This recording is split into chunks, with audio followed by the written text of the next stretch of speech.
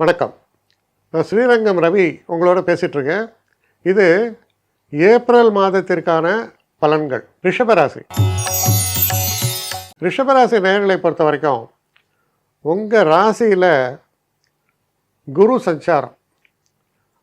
அப்போது அது அவ்வளோ விசேஷம்னு சொல்ல மாட்டேன், நிறைய அலைச்சலை தான் கொடுக்கும். ஆனால் அதே நேரத்தில் குரு பார்க்கக்கூடிய 5, 7, 9 மிக விசேஷமான இடங்கள். அதனால் பார்த்திங்கன்னா ரொம்ப ஆக்டிவாக இருப்பீங்க. பலர் சொல்லுவாங்க இதெல்லாம் சாதிக்க முடியாது, அதெல்லாம் சாதிக்க முடியாதுன்னு. சாதிக்க முடியாத விஷயங்களை எல்லாம் சாதிக்கக்கூடிய ஒரு மாதமாக இது அமையும். இதில் குறிப்பாக பாருங்கள், 3ஆம் வீட்டில், அதாவது 3ஆம் தேதியிலேருந்து 3ஆம் வீட்டில் செவ்வாய் இருப்பார், ஏப்ரல் 3ஆம் தேதியிலேருந்து. அப்போ என்ன ஆகும், தைரியம் வலுக்கும், முயற்சிகள் கூடும், எதாவது ஒன்று செய்யணும்னு ஒரு பரபரப்பாக நீங்களே செயல்படுவீங்க. அது உங்களுடைய இதுக்கு நிலைக்கு சற்று மாறானது தான், இருந்தால் கூட வேகமாக செயல்படக்கூடிய ஒரு தன்மையை தரும்.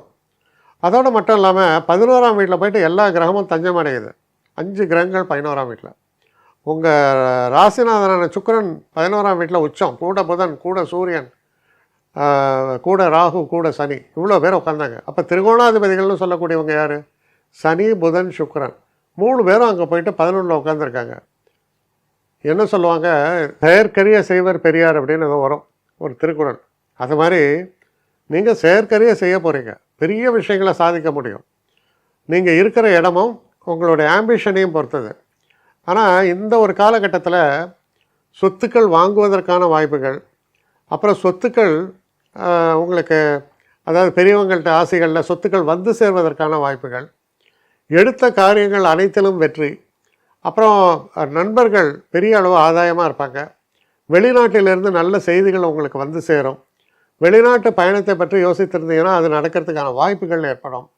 படிக்கக்கூடிய மாணவர்களை பொறுத்த வரைக்கும் பார்த்திங்கன்னா, வெளிநாடு போய் படிக்கணும், ஃபாரின் யூனிவர்சிட்டியில் படிக்கலாம்னு நினச்சா அதெல்லாம் பாசிபிள்.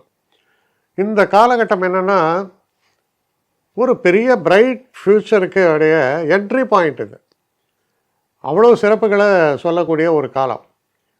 இதே நேரத்தில் 4ஆம் வீட்டுக்குடைய சூரிய பகவான் 12ஆம் வீட்டில் வந்து உச்சமடைகிறார் அப்படின்னு சொன்னால் அது இடமாற்றம், வெளிநாடு பயணம், இது போன்ற விஷயங்களை பற்றி பேசுறது. சில நேரங்களில் சில விரயங்களும் ஏற்படலாம், ஆனால் அது சுப விரயமாகத்தான் இருக்கும். மொத்தத்தில் இந்த ஒரு காலகட்டத்தை பற்றி சொல்லணுன்னா, நம்ம எந்த ஒரு விஷயத்துக்காக நம்ம இவ்வளோ நாளாக முயற்சி பண்ணிகிட்ருக்கோமோ அந்த விஷயம் இனிதே நடைபெறும், மிக சிறப்பாக நடைபெறும். அதே போல் திருமணம் சம்பந்தப்பட்ட பேச்சுவார்த்தைகள் நடந்தால் அது நல்ல ஒரு திசையை நோக்கி போகும். அது முகூர்த்த நாள் குறிக்கிற அளவுக்கு ப்ராக்ரஸ் ஆகும். சிறப்புகள் என்பது மிக மிக உன்னதமாக இருக்கிறது. அதுதான் வரையறுத்தே சொல்ல முடியாது. ஒரே ஒரு விஷயத்தையும் நம்ம ஜாக்கிரதையாக பார்த்துக்கணும். என்ன, கொஞ்சம் ரெகுலராக ஹெல்த் பிரச்சனைகள் இருக்கணும், கொஞ்சம் கன்சல்ட் பண்ணுங்கள். அது ஒன்றும் பெரிய பிரச்சனை ஆகாது, இருந்தாலும் கன்சல்ட் பண்ணுங்கள். மற்றபடி ஒரு பெரிய ஃப்யூச்சருடைய ஒரு ஸ்டார்டிங் பாயிண்ட்டாக தான் இது அமையிறது. என்னை காண்டாக்ட் பண்ணணும்னு நிறைய பேர் நினைக்கிறீங்க. தயவு செஞ்சு என்னை காண்டாக்ட் பண்ணுறதுக்கு ஒரு மெயில் அனுப்புங்க, srirangamravi1@gmail.com. இது ஸ்க்ரீனில் பார்க்கலாம், இது அப்பியர் ஆகும். இந்த மெயிலுக்கு எனக்கு அனுப்புங்க. எனக்கு நிறைய பேர் அனுப்புகிறீங்க, நான் ஒருத்தன் தான் அதை பார்க்குறேன், செய்கிறேன். ஏன்னா இது வேகமாக செய்யலாம் முடியாது. ஒரு நாளைக்கு ஒரு 3 பேர் பார்ப்போம், 4 பேர் பார்க்குறோம். அதனால் கொஞ்சம் டிலே ஆகுது. கட்டண சேவை தான். இந்த கட்டணத்தை செலுத்திய பின்பும் கிட்டத்தட்ட ஒரு 5-6 நாள் ஆகும். சில பேர் நினைக்கலாம் கட்டணத்தை செலுத்தின உடனே அடுத்த நாளே பார்க்கணுன்ட்டு. அப்படி என்னால் முடியல. கொஞ்சம் பொறுமையும் நிதானமும் தேவையும் இருப்பவர்கள் நிச்சயமாக காண்டாக்ட் பண்ணுங்கள். என்னுடைய பெஸ்ட்டு சர்வீஸு உங்களுக்கு கண்டிப்பாக உண்டு. வணக்கம்.